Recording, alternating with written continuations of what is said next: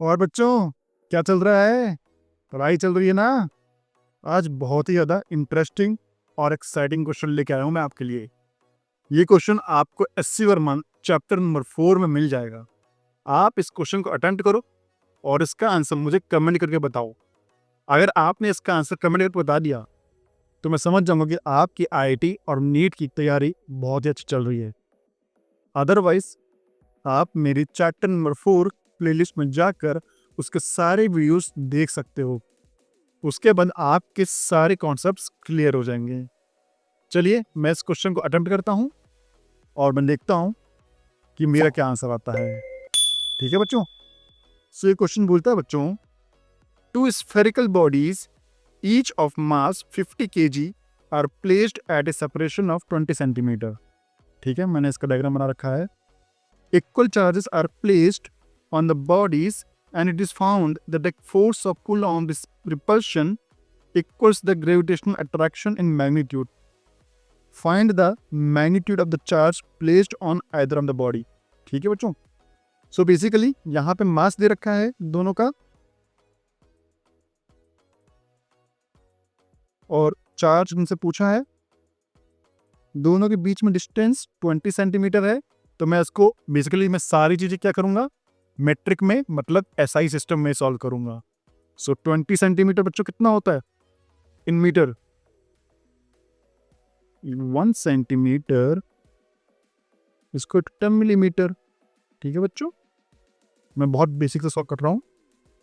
1 metre equal to 1000 millimetre. ठीक है बच्चों, सो कितने हो जाएंगे इसमें? 1 मीटर इक्वल टू 100 सेंटीमीटर और 1 सेंटीमीटर इक्वल टू 1/100 मीटर। ये 1 सेंटीमीटर के बराबर है।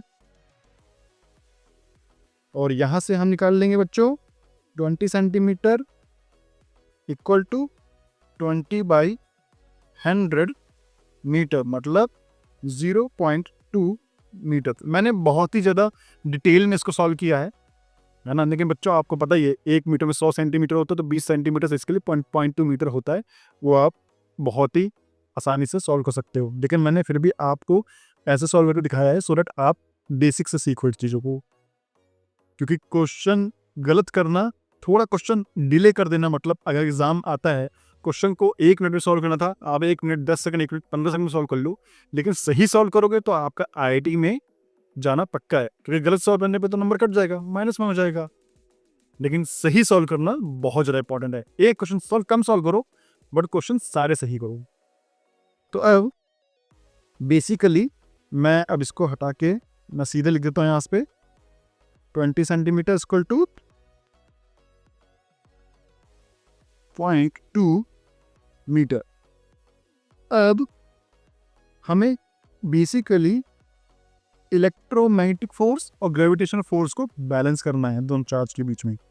तो ठीक है, अब यहाँ पे इक्वल चार्ज लिखा है तो इसका चार्ज हम मान लेते हैं बच्चों Q है, इसका भी चार्ज Q है। फॉर्मूला लिखते हैं इलेक्ट्रोमैग्नेटिक फोर्स का 1/4πε0 Q1 Q2, तो बेसिकली Q ही है, तो मैं यहाँ पे Q स्क्वायर लिख देता हूँ और बीच में डिस्टेंस R स्क्वायर। सो मैं बेसिकली अभी 0.2 मीटर को R मारता हूँ। R square 0.2 metre. मैं अभी वैल्यूज नहीं रखूंगा, मैं अभी पहले फॉर्मूलेज में वेरिएबल्स रखूंगा, उसके बाद फाइनल फॉर्मूले में वैल्यूज रख के सॉल्व करूंगा। ठीक है बच्चों? सो मैं यहाँ पे R स्क्वायर रखता है, हमें R स्क्वायर पता वैल्यू पता है 0.2 स्क्वायर मतलब 0.04, लेकिन मैं अभी नहीं रखूंगा, बाद में रखूंगा। ग्रेविटेशनल फोर्स का फॉर्मूला लिखते हैं बच्चों कैपिटल G M1 M2। यहाँ बेसिकली दोनों का मास 50 kg है, तो मैं इसको M मान लेता हूँ। सो M स्क्वायर हो जाएगा बच्चों अपॉन दोनों के बीच में डिस्टेंस, तो फिर से R है, R स्क्वायर। अब देखो बच्चों, मैंने यहाँ पे 0.2 नहीं रखा था, R की वैल्यू क्यों नहीं रखा था? क्योंकि इसकी हमें जरूरत ही नहीं है ना? अब R स्क्वायर बच्चों कट जाएगा यहाँ से, और यहाँ से हमें Q स्क्वायर की वैल्यू, अब मैं यहाँ पे एक नया पेन यूज करता हूँ, यहाँ से हमें Q स्क्वायर की वैल्यू, ठीक है बच्चों,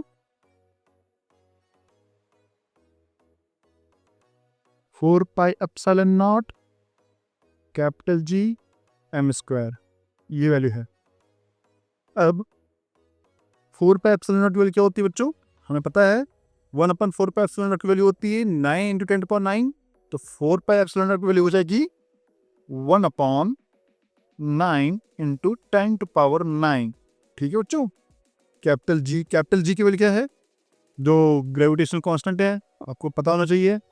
पता है तो आप मुझे कमेंट करके बताओ कि आपको पता था। और ये वैल्यू है, इसकी वैल्यू है 6.67 × 10⁻11 और एम स्क्वायर 50 kg है। तो अब फाइनली 50 कैसे कर देंगे हम, तो यहाँ से आ जाएगा 50 × 50। ठीक है बच्चों। यहाँ से क्यू स्क्वायर बेसिकली अब इस पर हम अंडर रूट कर लेंगे, बट पहले मैं क्यू स्क्वायर की वैल्यू डाल देता हूँ मैं, तो 10⁻9 और 10⁻11। सो बेसिकली ये ऊपर चला जाएगा तो फिर से 10⁻9 हो जाएगा और 10⁻11 जुड़ जाएगा तो कितना हो जाएगा बच्चों, 10⁻20। सो 1/9 × 6.67 × 10⁻20 × 2500। तो यहाँ से Q की वैल्यू अंडर रूट करेंगे तो 1/3 हो जाएगी बच्चों, और 6.67 × 10⁻20, सो 6.67 अंडर रूट 10⁻20 का अगर अंडर रूट करेंगे बच्चों तो कितना आ जाएगा, 10⁻10 और 25 का अंडर रूट करेंगे तो आ जाएगा 50। ठीक है बच्चों। अब ये मैंने यहाँ तक मैंने आसानी से मैं सॉल्व कर सकता था बिना अपनी मैथमेटिक्स की पावर लगाए हुए, तो मैंने यहाँ तक आपके लिए सॉल्व कर दिया। अब इसके आगे आप मुझे इसका करेक्ट आंसर मैथमेटिक्स लगा के बेसिकली कैलकुलेशन करके मुझे बताओ। हालांकि आपको एग्जाम में 4 ऑप्शन मिलेंगे और आपको बेसिकली ये वैल्यूज देख के आप 4 ऑप्शन पता कर सकते हो। आपको एग्जैक्टली सॉल्व करने की जरूरत नहीं है, कभी आईआईटी आपको सॉल्व करने के लिए बोलता ही नहीं है। ठीक है बच्चों। तो आप ये वाले देख के कि अच्छा है 10⁻10 आ रहा है प्लस 50 है तो 10⁻9 आ जाएगा, तो जहाँ 10⁻9 आए वहाँ वैल्यू रख दो। अगर बाई चांस 10⁻8 या 10⁻10 नहीं है ना, अदरवाइज थोड़ा सा और देखो कि ये 10⁻8 10⁻7 तो नहीं हो रहा है, 10⁻9 तो नहीं हो रहा है, और इस तरह से आप डायरेक्टली वैल्यूज को कैलकुलेट कर सकते हो। तो मुझे इसका आंसर बेसिकली आप कमेंट करके फाइनल आंसर बताओ। अब इस क्वेश्चन को मैंने सॉल्व कर दिया है। नेक्स्ट क्वेश्चन के लिए कल मिलते हैं बच्चों, तब तक के लिए बाय।